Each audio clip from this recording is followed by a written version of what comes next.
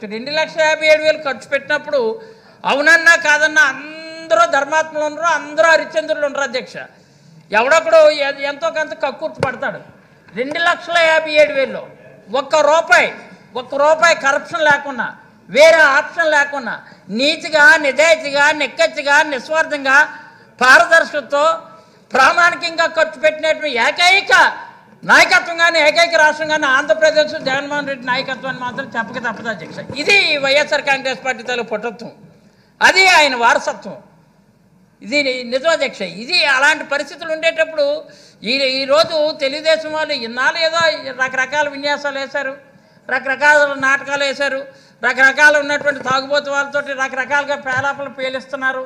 కానీ ఈరోజు జరుగుతున్నటువంటి అంశాల్లో ఒకటి కాకపోయినా ఒకటైనా మనం హర్షించాలి అధ్యక్ష. ఈరోజు మనం అనుకుందాం, తెలుగుదేశంలో ఆ రోజు ₹2 కిలో బియ్యం పెట్టారు, తర్వాత రాజశేఖర రెడ్డి గారు ₹2 కిలో బియ్యం పెట్టారు, తర్వాత జగన్మోహన్ రెడ్డి గారు వచ్చాక ₹1 కిలో బియ్యం, తర్వాత ఏమీ లేకుండా ఇచ్చారు. కానీ పేటెంట్ ఎన్టీ రామారావు ₹2 కిలో బియ్యాన్ని ఎలా చెప్తున్నా అధ్యక్ష, అప్పుడుతో అయిపోయింది.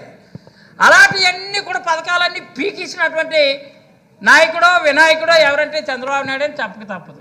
ఆ పథకాలు ఒక్క పథకమైనా ఉందా?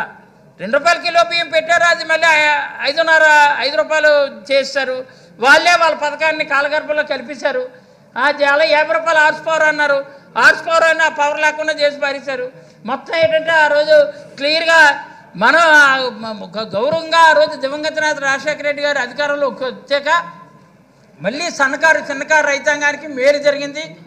ఒక రకంగా ఏంటంటే ఉచిత కరెంట్ అని ఇస్తానని అన్నప్పుడు ఎంత హేళనగా మాట్లాడారు అధ్యక్ష. కరెంటు వైర్లపై బట్టలారేసుకో అన్నారే, ఒకసారి పట్టుకొనైనా నువ్వు పట్టుకుంటే అటు నుంచి అట్టే కానీ మళ్ళీ వెనక రావని ఈ ఫ్లోర్ ఆఫ్ ద హౌస్లోనే ఆ రోజు దివంగత నేత రాజశేఖర రెడ్డి గారు చెప్పినప్పుడు మాట మంచి లేకుండా పోయినటువంటి పరిస్థితి. ఈరోజు ఎంత పేలవంగా సాగుతున్నాయంటే ఆయన మీటింగులు కానీ, ఆయన తాలూకా కటింగులు కానీ చూసుకున్నట్లయితే ఎంత పేలవంగా సాగుతున్నాయంటే అంత పేలవంగా సాగుతున్నాయి. నిన్న జరిగినటువంటి ఎంత చక్కగా గవర్నర్ ప్రసంగంలో క్లియర్గా చెప్పారు. 2,57,000 కోట్లు సంక్షేమానికి ఏ విధంగా ఎంతెంత ఖర్చు పెట్టాం, ఖర్చు పెట్టినటువంటి వాటిలో ఎడ్యుకేషన్లో ఎన్ని రిఫార్మ్స్ తీసుకొచ్చి ఎన్ని సంస్కరణలు తీసుకొచ్చారు. 72,000 కోట్లు విద్యారంగానికే ఖర్చు పెట్టినటువంటిది ఎక్కడైనా ఉందా అధ్యక్ష? ఎక్కడైనా 72,000 కోట్లు ఖర్చు పెట్టినటువంటి రాష్ట్ర ప్రభుత్వం ఎక్కడైనా ఉందా? ఈ విత్ ఇన్ స్పాన్ ఆఫ్ 4 ఇయర్స్లో 72,000 కోట్లు. అంతేకాదు అక్కడి నుంచి 1వ తరగతి కానీ ఇంటర్మీడియట్ వరకు కానీ అమ్మఒడి ద్వారా ఈరోజు ఇచ్చినటువంటి ₹15,000 అమ్మఒడి ద్వారా ఇస్తున్నటువంటి అమ్మఒడి చదువులు బడి ఆ చెల్లమ్మకి లేదు తడి ఈరోజు గుండెల్లో కట్టుకున్నారు జగనన్న గుడి అని మాత్రం ఈ సందర్భంగా చెప్పగలుగుతున్నాను అధ్యక్ష. కారణం ఏంటంటే అమ్మఒడి అంత చక్కనైనటువంటి పథకం. ఇది చూసి ఇలాంటి ఆలోచన ఆ రోజు మీకు ఎందుకు లేదని అడుగుతున్నా. అయ్యో ఈరోజు ఎడ్యుకేషన్లో అక్షరక్రమంలో మొదటి స్థానంలో ఉండొచ్చు ఆంధ్రప్రదేశ్, కానీ అక్కడ అక్షరాక్రమంలో మొదటి స్థానంలో ఉన్నా సరే ఎడ్యుకేషన్లో కూడా మొదటి స్థానంలో ఉండాలని, అక్షరాస్యతలో మొదట ప్రాధాన్యత ఇవ్వాలని ముఖ్యమంత్రి గారు అంత ఆలోచన చేసి ఈరోజు ఉన్నటువంటి పరిస్థితులు చూస్తే ఆ రోజే 30% నిరక్షరాస్యులుగా ఉన్నటువంటి వాళ్ళందరూ కూడా ఈరోజు 0% తీసుకొచ్చి అక్షరాస్యతలో బ్రహ్మాండమైన మొదటి స్థానంలో నింపినటువంటి మంచి విజన్ ఉన్నటువంటి నాయకుడు అవునన్నా కాదన్నా మన జగన్మోహన్ రెడ్డి గారు అని చెప్పక తప్పదు అధ్యక్ష.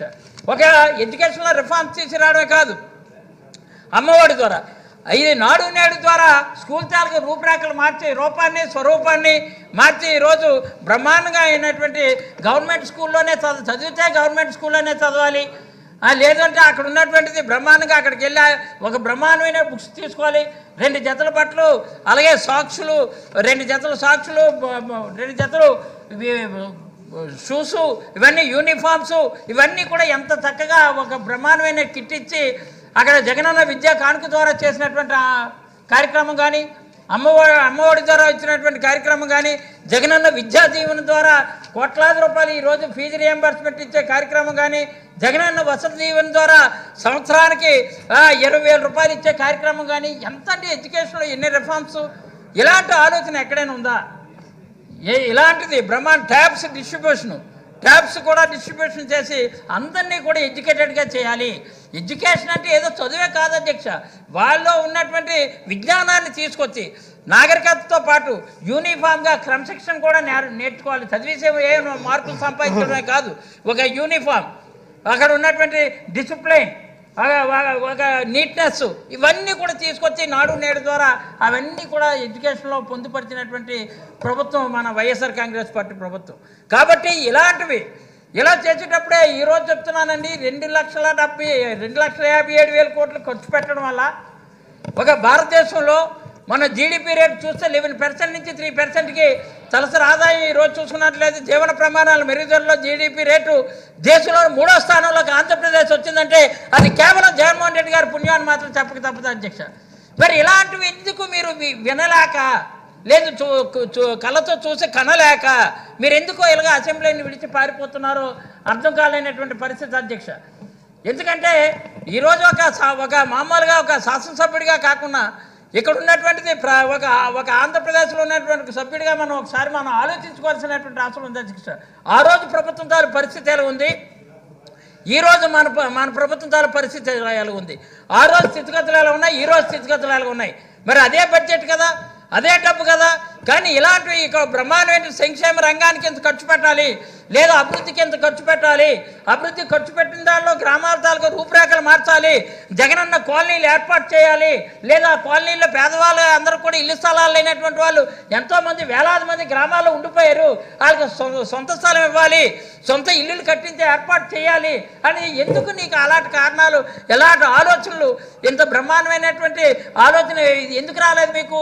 గౌరవ ముఖ్యమంత్రి జగన్మోహన్ రెడ్డి గారికి ఎందుకు వచ్చిందంటే 3,648 కిలోమీటర్ల పాదయాత్ర చేస్తూ ప్రజల తాలూకు నాడి, ప్రజల తాలూకు హృదయ తాలూకు వేడి ఆయన తెలుసుకున్నారు. కాబట్టి ఒక బ్రహ్మాండమైనటువంటి మేనిఫెస్టో తయారు చేసి ఈ మేనిఫెస్టోలో ఉన్నటువంటి ప్రతి అంశానికి కూడా ప్రతి దానికి కూడా డే 1 నుంచి ప్రాధాన్యత ఇచ్చారు.